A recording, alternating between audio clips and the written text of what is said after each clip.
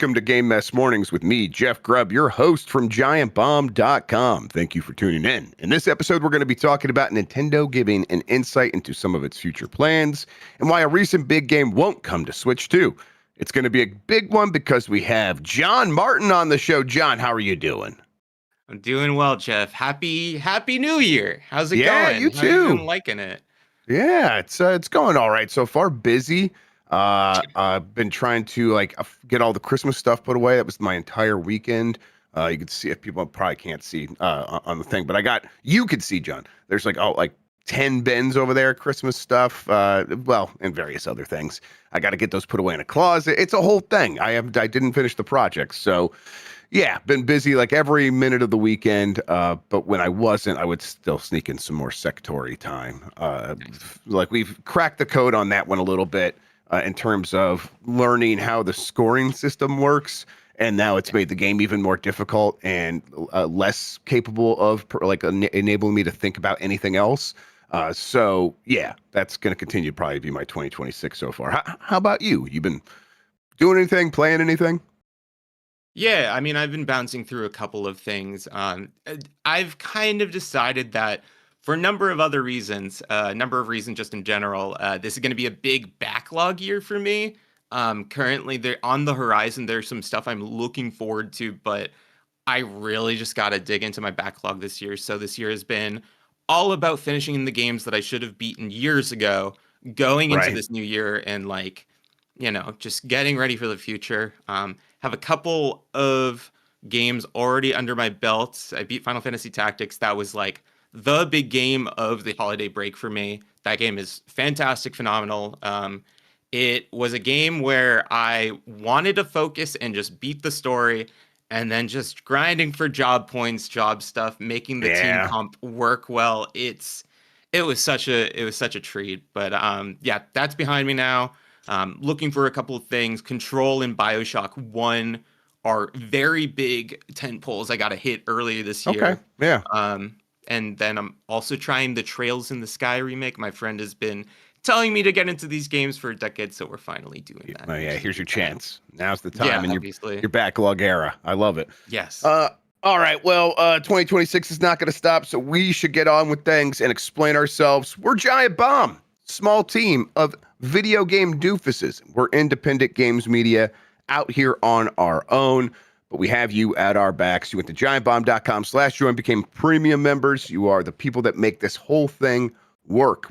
You enable us to do cool stuff. You enable us to do this show every day and do the Bombcast each week, and then do bigger stuff like go to New Jersey and record podcasts in person, or go to big shows, or do travel logs and all this stuff because you became premium members and you support us. We don't have big corporations behind us. That's all done. No more of that. It's just you and I and us together figuring this stuff out. And we really appreciate everyone who's come through and made it happen so far. And if you want to join that, we would love it. In 2026, let's try to keep growing and keep making more stuff. All right, as far as this show goes, most weekdays, I, Jeff Grubb, will help piece your gaming life back together. That includes breaking news and maybe even some of our own original reporting. For all these topics, I'll get the input of a bona fide expert who will make me look smart. If you are watching live on Twitch, welcome. You can always listen to the show later on podcast feeds by searching for Game Mess Mornings, or find the RSS feed on giantbomb.com. You can also catch the show later with chapters and timestamps on YouTube. Hello, YouTube. All right, we have a lot to get into, so let's start the morning mess with Nintendo's president shares an update on the company's plans. This is from My Nintendo News, which writes an intro here before they kind of have a small bulleted list of the ideas that they touched on. Nintendo's president Shuntaro Furukawa has shared more information about the state of the company and its plans for 2026 in an interview with Japanese news site Kyoto Shimbun.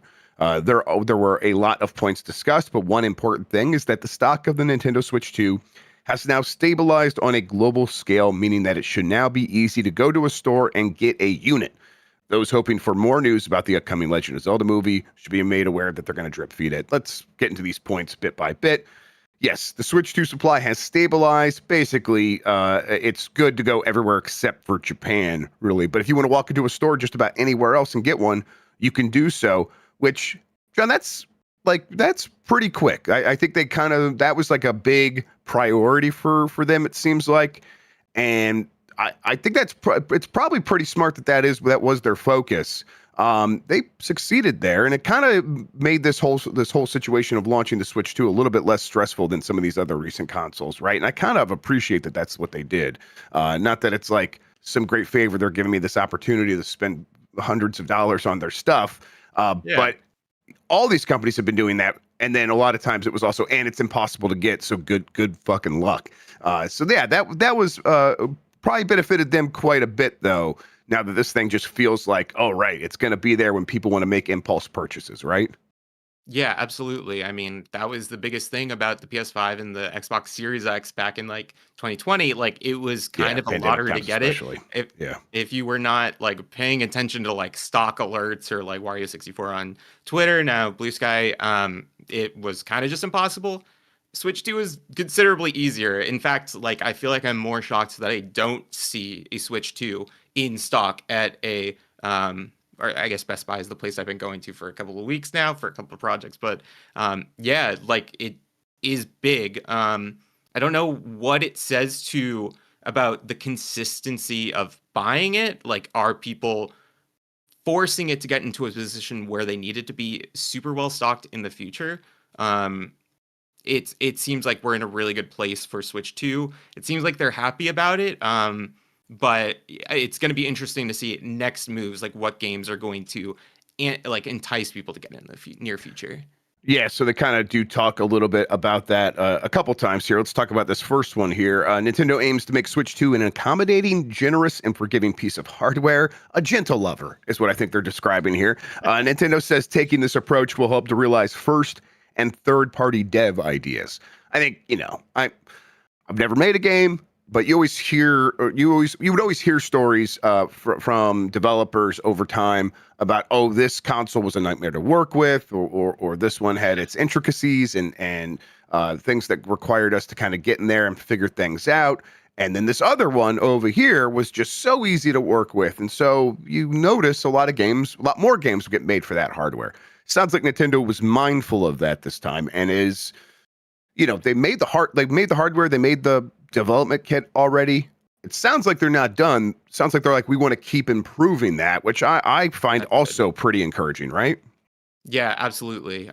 Like even for granted, we haven't had the most amount of Switch 2 ports yet. A lot of No. games are doing just custom Switch 1 patches, but for the most part, like with a couple exceptions and like some heavier moments, most of the Switch 2 games run really well. And I think it is that it's interesting because I feel like it is in the benefit of the Switch 2 to be a more powerful Switch because it just Yeah. kind of did kind of put it on the right path. You kind of know how the ecosystem and how that way that the layouts and the UI works with that.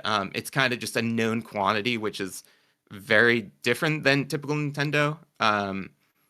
But yeah, I mean, and as we're seeing more and more people get their hands on dev kits, like I know that was a big story that people didn't have dev kits. Now they might have dev kits.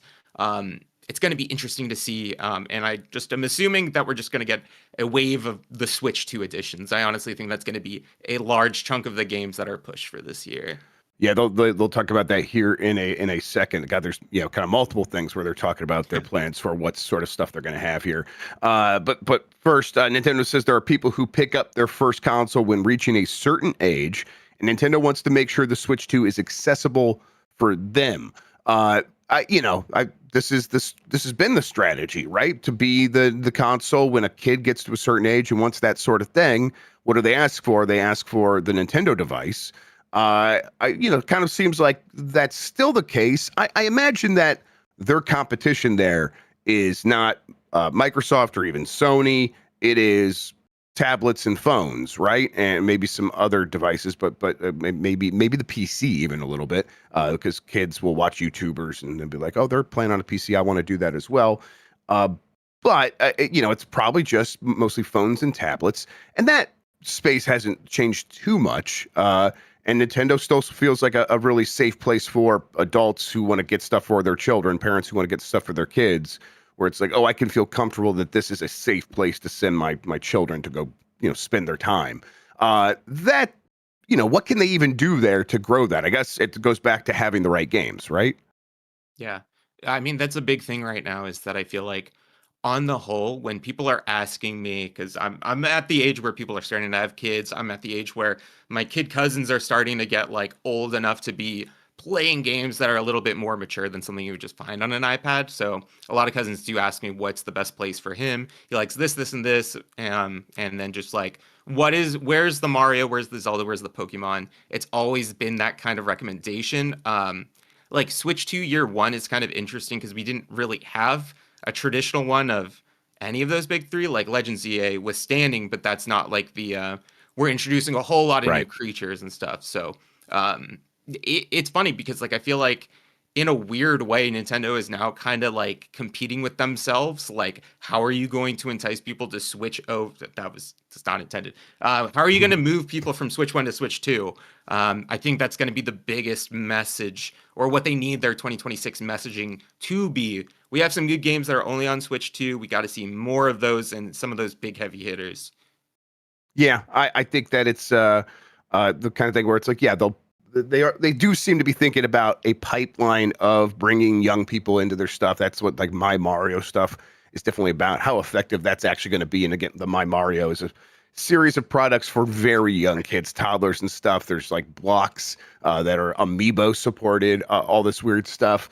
Again, I don't know how effective that is actually going to be, but it does show Nintendo is thinking about that so that they can introduce Mario to them while they're young, and then they'll be ready to go for Mario. And then there's that Mario movie coming later this year, right? That's later this year. I keep forgetting that. So it's like okay, and then and it's likely they'll probably have some Mario stuff to go alongside that, or make a big deal about all the Mario games that are already here.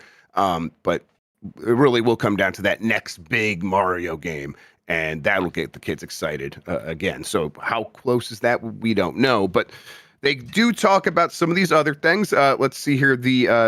First they talk about the memory stuff, but we're gonna have a full story about that here in a moment. So let's see here. Nintendo will further enhance their software offerings from 2026 onwards. I got to take that to mean that's the Nintendo Switch 2 editions. Sure. That's got to be what that is talking about. There's a lot of like obvious candidates for that still. The Xenoblade games come up every single time. That's the wildest one to me. That was like one of the best things to have happened with the Switch 2 is that Xenoblade as a series like got to a level where it is now not just like the guy from Smash. Like it is its own franchise, has its own consistent fan base. It's just those games run so poorly, especially in handheld mode. And there was even like I remember people talking about X having a 60 FPS toggle. It's just they never unlocked that for Switch 2. So I assume that's going to tie in with maybe they announce a new big game. But yeah, that and Pikmin are probably the two that I want the most personally. But yeah, we have no shortage of games that they can re-release for $10 to $20, and people will pay for it. Chat, did they officially announce that Pikmin 3 Deluxe Nintendo Switch 2 edition? I think that's just like a ratings board right now. Yeah, like but yeah. Yeah, I've been waiting to do the co-op campaign with one of my friends who's never played a Pikmin game, and that's always the one I go to just because it's gorgeous and fully co-op. But right. I don't think it's official yet. Yeah, so like as you say that, it's like, oh yeah, like they've not done like a Switch 2 edition of Luigi's Mansion 3, right? That feels like that could happen. There's even like ARMS feels like that. Yeah. It might be a candidate for this sort of thing. So there's plenty of stuff they can go back to. And then they could even work with some third-party partners or whatever. The Hades one, Nintendo Switch 2 edition, that sort of stuff. All right, and then yes, they do get to like the big stuff here. Furukawa said Nintendo is developing popular series titles that many fans are waiting for, but also completely new software. The company that has made Zelda and Mario for years will make Zelda and Mario again. But also promising completely new software. Who knows what that means? They could be talking about some weird small thing or whatever. But yeah, this is the big thing for them. They have to deliver on Mario and Zelda, and the big. Smash Brothers is one that I'm sure they're thinking about. This is them saying, "Hey, we know this, and we're going to get to it." but it has been a lot of Switch 2 editions so far, supporting their lineup. That Switch, where it's like it feels like the balance is on updating older games versus Switch 2 games. 2026 should be the year where we feel that balance shift, right? We can't go through all of 2026 where it's like, no, that's going to happen next year. At least that's how I feel. What do you think? Yeah, I think I mean a big chunk of my thought process is just how many ports there were in like the first real big year, or like year 2018 basically was like the year of Wii U ports and stuff. I'm expecting to see something Yeah, good point. similar to that, but it also is like compound with like there's so many game anniversaries that they might want to like make a big deal about it and finally re-release ports we've been waiting for forever. But yeah, I think this is the year where they really need to show new things coming up. Like I was trying to prepare for like a fantasy critic, and I was really thinking that Splatoon Raiders is really the only big game that I can think of besides like a Fire Emblem, which already has like a date. Those are like the two big ones, and I feel like that can't be the only like big games for this year. We're gonna need to like actually separate the Switch 1 for the Switch 2, especially as there's going to be reasons why people might just straight up go for a Switch 1 just due to price and availability Hmm. versus the Switch 2.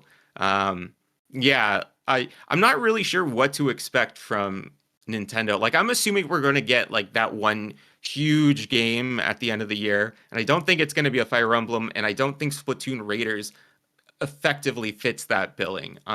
Whether we hear it now or in halfway through the year, that's my biggest question. Is it going to be a very slow first half of the year and then it's just going to go balls to the walls? Then what do you think? Yeah, I mean, Mike always points out like the second year is often when we get the Smash game. I don't know if Yeah, that happens this time around, but they're certainly noticing that. They're certainly talking about that Nintendo of like this is when we would normally have a Smash, and that like reaches that specific audience, and we would like to do that again. So they probably are. They're formulating that plan. Whether or not I mean, it probably doesn't because it's going to require a lot of effort and even if it's a deluxe version of the last game, they probably going to want to give it yeah, some time and really develop that stuff. So it's probably a ways off. And then beyond that, it's like, what I imagine is, yeah, there's maybe something really big. And then the other games, the new software might be, oh, the follow up to a Ring Fit Adventure, right? Maybe it's a Ring Fit Adventure sure, 2, or yeah. maybe it's a new exercise fitness game. But they'll probably want to have something like that just because they've had such success with that multiple times now with Wii Fit and Ring Fit Adventure. And it's like, especially if you are in a situation where you're trying to continue to make these higher prices feel like they make sense, bundling a big peripheral like the Ring thing or something like that always helps with that, helps them charge more. So they would love that. All right, let's see here. They talked about the RAM, but we'll talk about that in a bit. They also talked about like their movie strategy, their film strategy. Furukawa wants to build excitement leading up to the Super Mario Galaxy movie. Okay, yeah, who wouldn't? Nintendo will share info regarding the Legend of Zelda film, but will do so gradually. Nintendo's focus for movies, he keeps reiterating this. I'm starting to like believe it to a certain extent, is not short-term profits, but character exposure. I Yeah. I bet that's not like it's probably not that simple, but I do think they are treating as like the guiding light here is we just want to make sure that this continues to grow the profile of our characters. And so that when we have our traditional products, people care more. That clearly worked for the Mario movie. And I think that they feel like, okay, this is something we can replicate over and over again. And as long as we continue to like build our strategy around that, we will probably be in some safe place where we are not like driving these characters into the ground with movies and TV shows so that they feel cheap and disposable. Is that something that you think they are achieving so far? I mean, yeah, Mario is the biggest example of that. Before the Mario movie, like obviously everyone knew Mario. Mario was always very big, but he's not consistently making like the Macy's Thanksgiving Day Parade or something along those lines. Like when I go to like I don't shop at Target that much anymore, but like when I go to Target and there's just a wall of like Mario merch, Minecraft merch, like it being more of a presence than like some like Disney characters and stuff. They're definitely like reaching that market saturation. Like I feel like Mario has been on top of mind more than ever before. I think Zelda can very easily get to that point. It's in its biggest like growth period I think they've had since like the N64. There Hmm. hasn't been something that I feel like has gotten bigger. And yeah, like when we get to the point where people know about Isabelle from Animal Crossing more than just like being a character from Animal Crossing, but being this mascot character, like being this analogous to some other big franchise character. Like when people know about Isabelle in the way that people know Chewbacca, I think that's when they're going to be happy. Like Yep. Isabelle is their Chewbacca, I think is what we're trying to get to the point of. I mean, yes, you've always said that, and I thought you were crazy, but I'm starting to believe finally. Yeah, thank you for the follow. Nintendo would like to establish a system to release more films beyond these Mario and Zelda movies. It's like, yeah, that feels Of pretty course. obvious as well. Of Yeah. course, I mean, we already the rumors, long time for a Donkey Kong film. Yeah. That feels like that will probably happen, but I think they mean expand even beyond that. And Yeah. it's like, yeah, I mean, something probably happens with Animal Crossing, but maybe Animal Crossing is this next thing on the topic of creating anime. Furukawa said, if we can create works uniquely Nintendo, it'd be good in the future. So they're open to that as well. So it's like, yeah, I think they are continuing to move at Nintendo's pace into these things, but that probably, I don't know, there's the way of doing things of like Activision or a Marvel where it's like something worked. I mean, there should be one of these every year. Maybe sometimes there should be two or three of these things a Yeah. year. And yeah, sometimes when I'm in the mood for that, that's great. But long term, like I burn out on these things. I think a lot of people burn out on these things. Kind of making them feel precious still does like feed back into that idea of making these characters make me care more about the characters and then making me care more about the games. Yeah. So I think the idea of an anime would be cool, but them not rushing into it doesn't surprise me. How about you? Yeah, I think that takes time. I mean, when you're creating like a whole series, you're gonna want to like kind of intricately place characters to keep people invested for long periods of time. Like, if they can achieve anything close to like what that Fallout show is doing for the Fallout series right now, like being able to create new stories in their world and just expand it a lot more, I think that'll be great. Yeah, I mean, anime is interesting because I mean, Zelda is being made by Sony. Sony pretty much owns the anime community or like the industry at this point, which is kind of nuts. But yeah, I mean, Animal Crossing is such a perfect layup for like a slice of life, and you can make like a Splatoon like kids boy cartoon. Definitely seems like things that could go in the right direction. But yeah, who are you going to partner with? I feel like for the most part, Nintendo has always been very picky and choosy on who they're going to align themselves with, who's not going to create a Bob Hoskins Mario movie. Like, how are we going to avoid this like catastrophic scenario? And I mean, they've made an Animal Crossing anime in the past, like, and that's Yep. pretty good. So yeah, I think that's coming. It's just like, what franchise are we ready to do the push of? And obviously, they have to line up their dominoes. What games are coming? What outside content are they making? But yeah, I Yeah. think we will see this. I think you're right. They're like feeling it out, coming up. Like, what is the strategy? Like, how do we maximize every decision that we make? And it's like it's a learning process, probably, where where they don't want to make any mistakes. So it's like, let's just really think about this, do it one step at a time. Let's look at this next story. Call of Duty on Nintendo Switch 2? Question mark. It could happen sooner than we thought, according to the latest Call of Duty HQ data mine. This is from Fran Ruiz at Eurogamer. Call of Duty is coming to Switch 2. That we know for sure. Key Xbox and Activision figures, excuse me, have underlined how important Nintendo's hardware is for the brand moving forward. With their last comments on the matter happening last year following Black Ops 7's reveal. The more important question now is when that's actually happening. We've heard all sorts of rumblings over the past few months, with insiders and other industry figures pointing to a big release coming at some point in 2026. Now, a data mine that was happening over on Twitter could point to it happening sooner rather than later. The account has a history of looking through Call of Duty files and the latest updates, and shared this new finding on the 11th of January.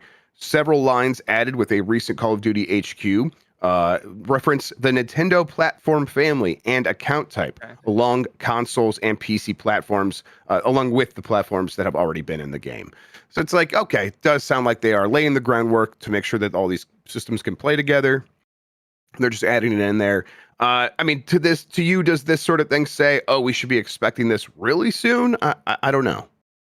Yeah, I mean, it's kind of what are we talking about when we're talking about Call of Duty? Like, I can't imagine that they'll put the full launcher on there because then you would have to backport all of the games that are on there. But Right. We're probably just could I talking see? about Warzone at first, right? Yeah, that's exactly what I was thinking because it's like that they already have a mobile version of that. You can easily upscale that, and I think it still has crossplay with like all the other versions, or is mobile its own thing?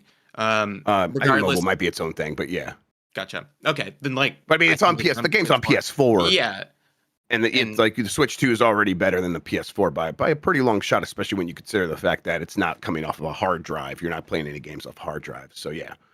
yeah, Um, but I mean, it's kind of interesting this happening right after Black Ops 7, kind of like dropping the ball a little bit, not getting the amount of sales that they wanted. And it's kind of similar because this happened with Capcom. Like, Capcom was all up on the Switch 2, like, hype train when Monster Hunter Wilds didn't really perform past its like initial launch.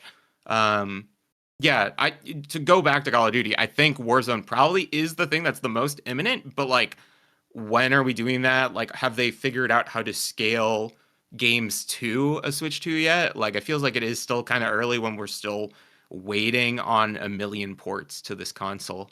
I don't know. y- yep. And chat continues to talk about the install size problem and how that will be a Oh, real hassle on the Switch too. And like if we're talking about just Warzone, maybe it's not as much of a problem. I bet it's still a pretty big problem. But if we're talking about Warzone and like a Black Ops 7 port or something like that, then it's going to be enormous, even with just those two things. And it's like, oh, okay, yeah, 200 gigabytes, 100 gigabytes even. That takes up a huge section of, well, the internal storage would be saturated for sure. But even if we're talking about like an SD card, not everyone has one of those micro SD express cards because they have been expensive so far. It's the new generation of those, or the newer relative to what we had on the Switch. And it's like, oh yeah, even then, like I've only gotten recently, I purchased, I should say, a 500 gigabyte card. yeah, That would let's be move. mostly just a Call of Duty machine if I were to install that on the Switch too. That's going to be a roadblock a little bit. I wonder if there's any effort to like really shrink the install size for the Switch version. You would hope so. Yeah, I mean, that's just kind of a constant concern just in general right now. I feel like both on PC and on the console side of things, that has been a big talking point since, I mean, probably since the PS4, but like the PS5, I remember being very vocal, just because like when you're inside all the time and you're playing games with friends, that was a big deal that it was taking up like the entire hard drive. And I think they have talked about that. Activision, I should say, in the background, that is a priority, maybe finding a way to actually separate the installs. But with them wanting to push that launcher, it's like I don't know what the data is to create that, like, I don't know, that infrastructure there. Yep. It's hard to know. Good thing memory is easy to come by these days, and affordable when everyone has enough money to expand things that they're. Yeah, and any mess there will be cleaned up instantly, I'm sure. We will talk about all that here in a second. We're going to take a break real quick. When we come back, yeah, we're going to be talking about how long is that memory shortage really going to be? Where is there any end in sight? Any relief on the way? Well, probably not. We'll talk about that after this. If you want to skip out on these ad messages, you could do so by going to giantbomb.com/join, become a premium member. There's an ad-free version of the video and audio shows. Get them there. We will be right back.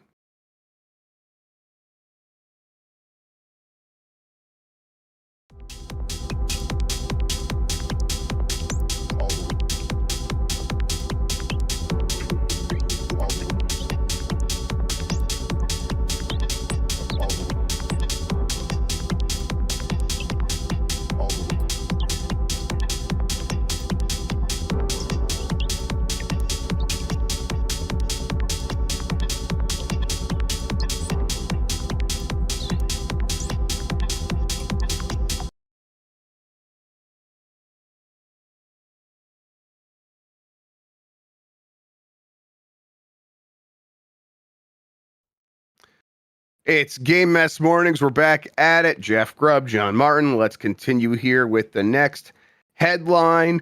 Why memory shortages will continue for years. This is from WCCF Tech, who's got like a whole conversation with Micron's VP of Marketing, Mobile and Client Business Unit, blah, blah, blah, Christopher Moore. They asked him a ton of stuff, and he kind of lays out like, look, we think we're still doing right by consumers, but we just can't ignore the AI demand. And it's like, okay, well, you did recently close Crucial, but they're like, their argument continues to be like, well, we're talking to every PC vendor to make sure we can provide them with stuff directly and whatever, like they always have. Yeah, okay, that's we know what's happening there. We talked about it a million times. The question is like, okay, when can we expect relief in terms of more supply of DDR DDR DRAM storage here anytime soon? And the like basically he goes here to say, you're right that we're trying to come out with more supply. But you're also right to point out that it's going to take a long time for that stuff to come online. He says that takes a lot of time. We broke ground in Idaho in our ID1 facility 3 years ago, and that's going to finally come online in mid 2027. We pulled that. So they said they pushed that actually. So now it's to the end of 2027. Or no, I'm sorry, that's flipped. They were going to have it at the end of 2027. They moved it up to mid 2027 to try to get things going faster. But you're not going to really see real output, meaningful output, by the time we get all the qualification done and customers are accepting it and you get the tools and everything up and running until 2028. So this is just like one of the hopeful things here of like maybe this can address things.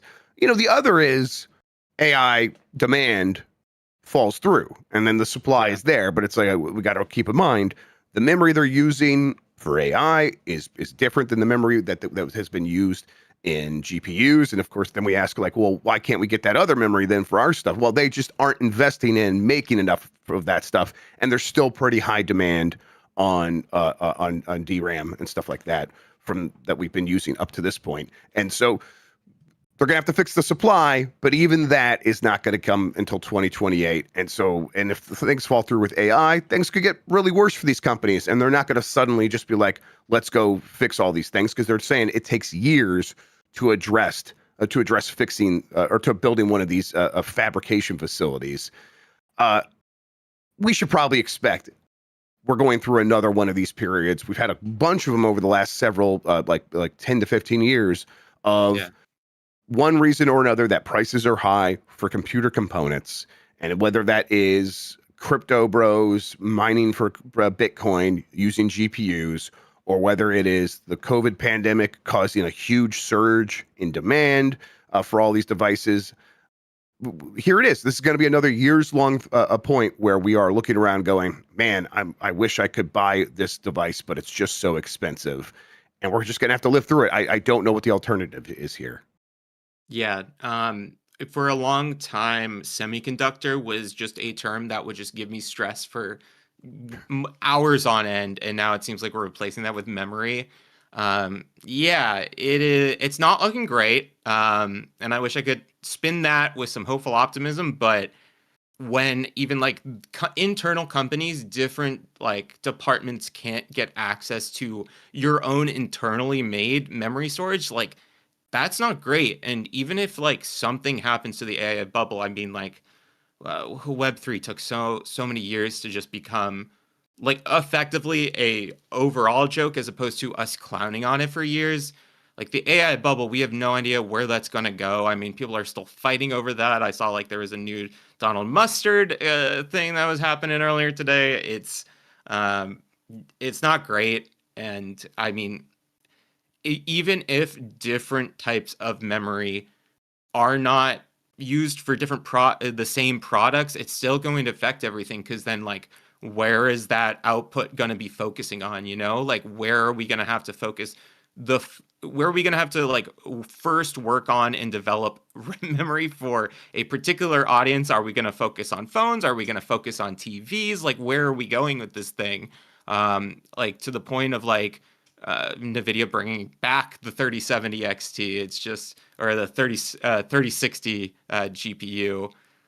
We're kind of in the phase of like people are running on fumes right now as is, and when it's totally just like not an option to get that stuff anymore, it's going to be very scary. And I'm only now starting to see more and more people start to get that in the real world. I've been personally telling people, hey, if you need to get an electronic device, get it soon, because yeah, I don't know, it could last forever.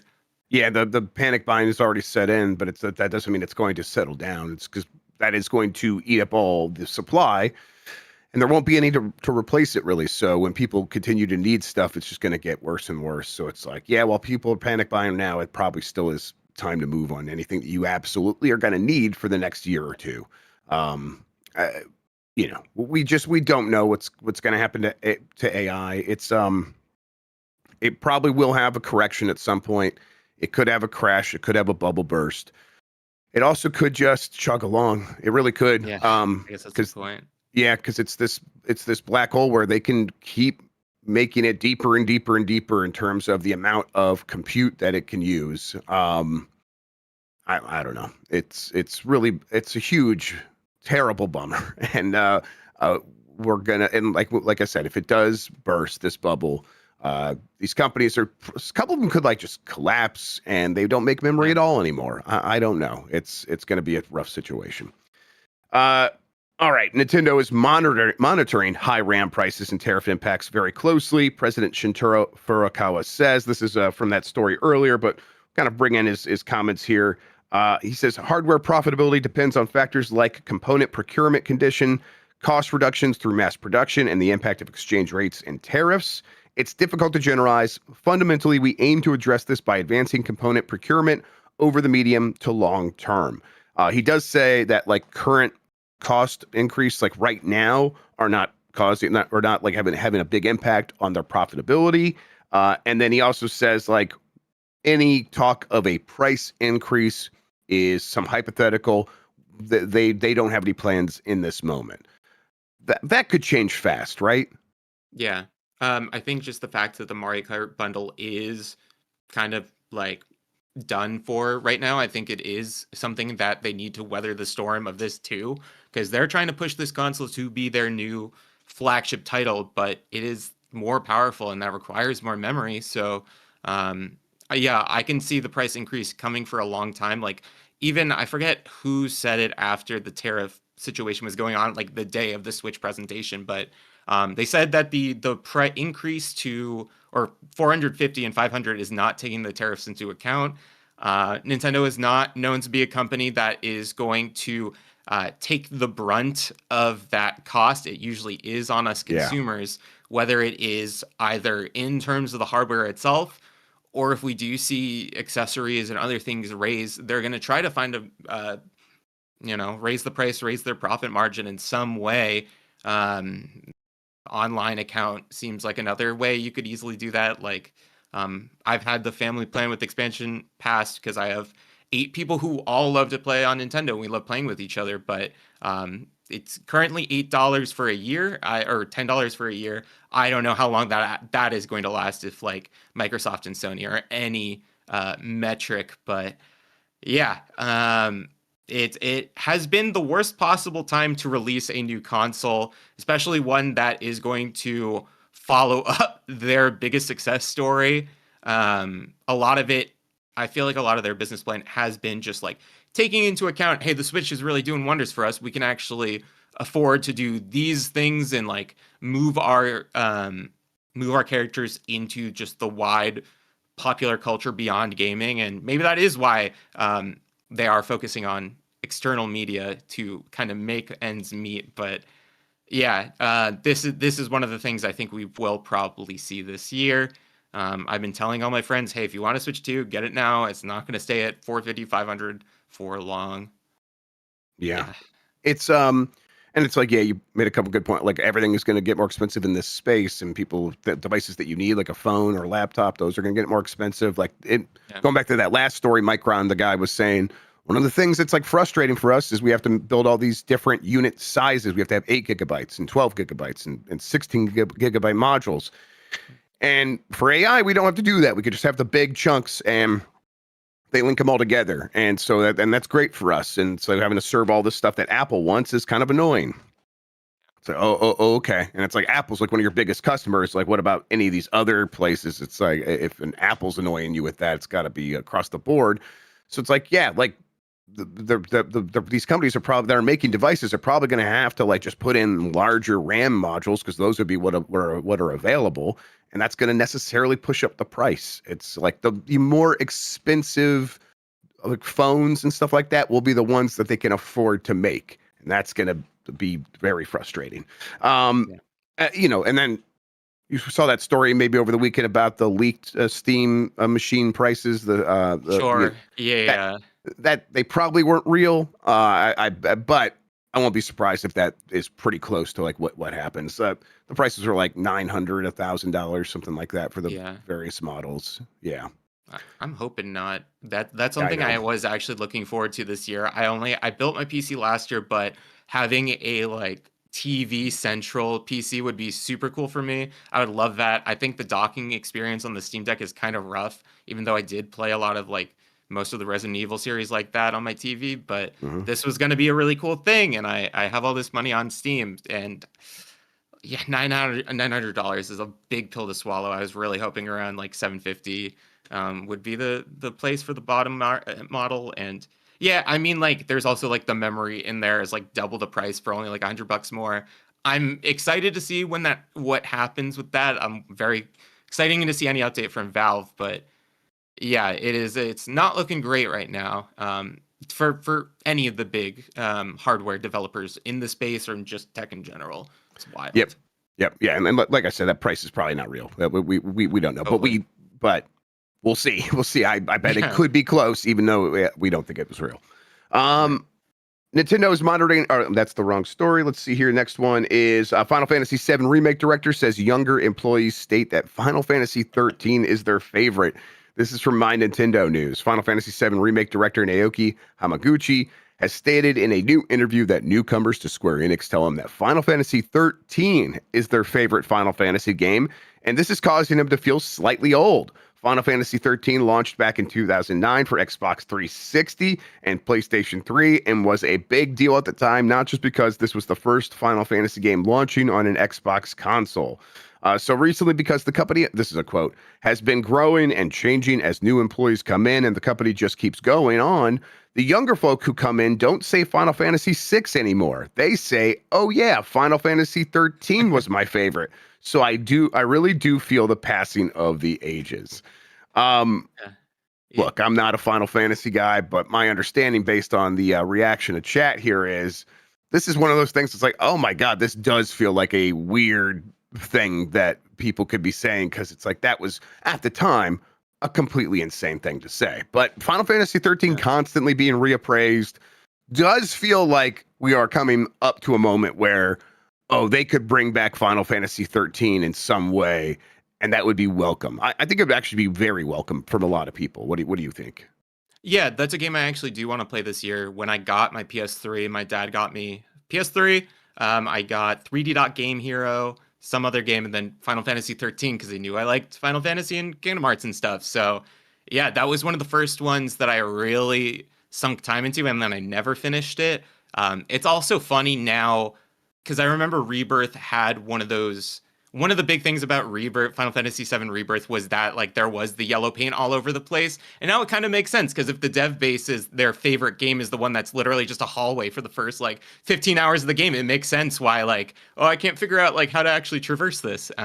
Kind of funny there. I think 13 is getting to the point where people do have nostalgia. People are constantly reevaluating.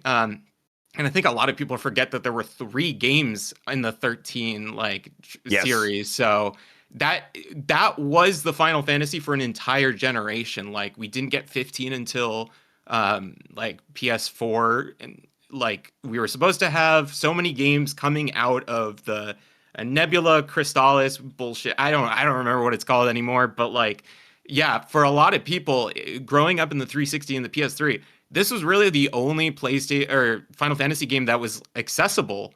Like you had like Type 0 and stuff, but like unless you were on PlayStation 3 as well, like you couldn't play the classic ones either. So it kind of does make sense why this is, but it's just really crazy coming back from the age where this was like the big hated Final Fantasy, where I feel like now things are constantly shifting. It's kind of like how Zelda, like your favorite Zelda is the first one you play, and then you just hate two Zeldas after that, and then just constantly refreshes. Yes, it does seem that way. Very weird.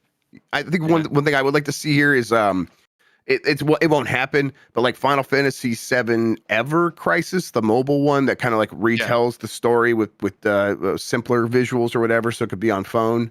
I would like to see something like that that just takes the whole 13 trilogy and whatever other games and just puts it into Yeah. one little package that I could play through. But they probably aren't going to do that. I don't know. At the very least, they're not going to like give this game the Final Fantasy VII Remake treatment, obviously.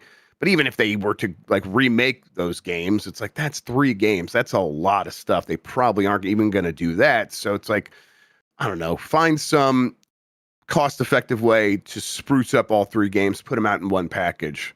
Maybe that could be cool. Who knows? Modernize something in there. Make it just feel slightly edit the beginning of Final Fantasy 13 so I never have to hear the phrase "it gets good after 30 hours" ever again. That would be cool. Yeah. All right, let's hit these last handful of stories pretty quick here. Baldur's Gate 3 won't be coming to Switch 2. Blair Marnell at GameSpot basically explains that Sven Vink in that AMA was asked about it, and he's just like, our relationship with Wizards of the Coast / Hasbro is such that this isn't going to happen. And it's like, okay, I guess we should have realized that that's where things are. But also, they say they would like to do it. At a certain point, money talks, right? Because that game would do just fine on a Switch too, right? Absolutely. I feel like the big telling point, if there is a chance, is whether that new Wizards of the Coast game comes to Switch 2. Like, it definitely seems like it's not going to be a Larian thing at this point. It is going to be like a Wizards of the Coast, like, not in-house port, but getting someone to port that there.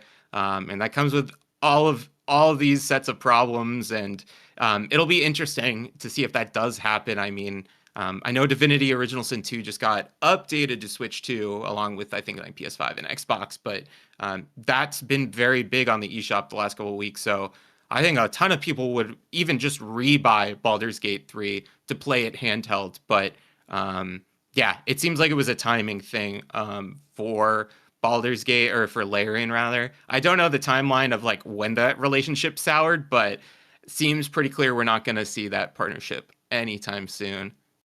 And the last couple things here, Dragon Quest IX has sold over 9 million copies. So yeah, that series just finds a way, and that, especially that game, people really, really have liked to go back, have enjoyed going back to that game over the years. And it's one of those ones that's been on sale a million times and has had a bunch of improvements through ports. So yeah, not surprising to see that. They talked about that as they're talking about Dragon Quest VII demo being out everywhere, the updated version of that, and that carries forward your progress that you make in the demo, so people should go check that out. A lot of people seem to be enjoying it. And then Anthem is shutting down today. No. Yeah, this is it. That's all it for Anthem. I can't get into my old EA account because it was tied to my old work email address, and I don't want to deal with support. So I'm just like, I can't get it. So I'm not gonna be able to play this. We were gonna play this on the site, but no one had a copy really anymore. And it's like, you can't buy it right now. They won't let you buy it. I honestly, I think people were even saying, even if you did own it, people were struggling to download it through the EA app on PC. So, yeah, fun. But that'll be done for good today. I bet fan servers pop up, but that's for the real sickos out there. All right, let's see here. We don't have a poll question because we had the Bomb 12 on Friday. I updated the link on the Bomb 12 before the show. The games will be updated on the Bomb 12 here pretty soon. But if you want to vote for this week's the Bomb 12, you should be able to do that right now by going to giantbomb.com. Just scroll down a little bit. You'll see the Bomb 12. You see a link there on the left. Find it there. Go ahead and let us know what your game is this week. Can't wait to find out. Can't wait to do the next Bomb 12 here in 2026. We We do have a new poll question we'll get to here in a second. Before we do that, though, Jon Martin, why don't you tell people where they can find you on the internet, what you have going on, and all that good stuff? Yeah, well, as I mentioned earlier, yeah, you can follow me on at johnmartin.bluesky.social. On there all the time, posting stuff.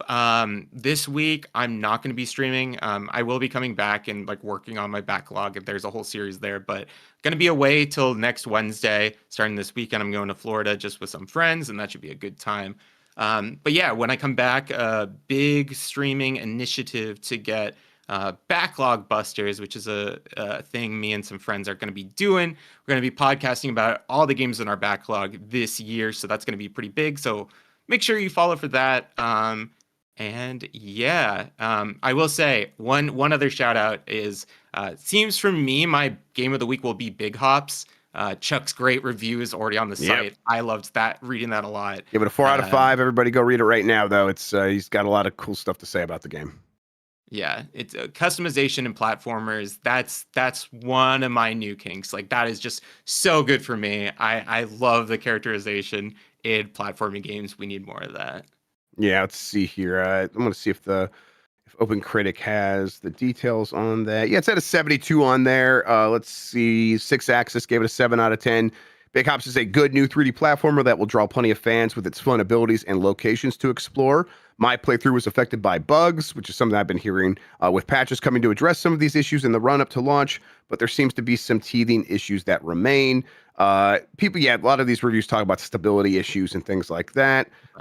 Big Hops is charming and scrappy in equal measure for all the issues I faced during my playthrough, some squashed by patchwork and others more fundamental. It's ultimately one of the most charming, playful, exhilarating, and deeply fun adventures I've embarked on in some time.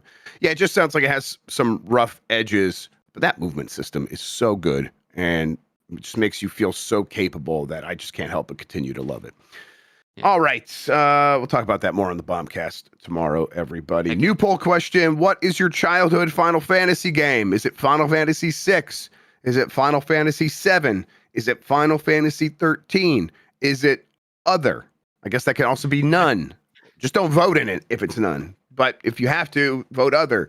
We'll get the results of that, talk about it on Giant Bomb here tomorrow. Well, Wednesday, excuse me. Tomorrow's the Bombcast. That's what's happening here on Giant Bomb for the rest of the week. We got the Bombcast. We'll have Blight Club. I don't know if we're going to be able to do Monday Mornings Missed with Mitch today because I have an appointment I have to run to, so Mike's not going to be without me. We'll see if he wants to do something else. We'll let you all know. But yeah, it's going to be a good week here. In the meantime, though, I think we might be all done. Jon Martin, thank you so much for hanging out with me today and talk about video games, man. I really appreciate it. It's always a pleasure, Jeff. I'm excited to ring in the new year. Yeah, this was great. Glad to get you back on the show. We'll do it again soon. Thank you all for watching and listening. Look, if you're upset about Monday Mornings Missed with Mitch, maybe I can move it to a later time today. It just depends on their schedule. I don't want to move these guys around. Look, we'll try to make it happen for you. Until next time, have a good one. Take care of yourself, and goodbye.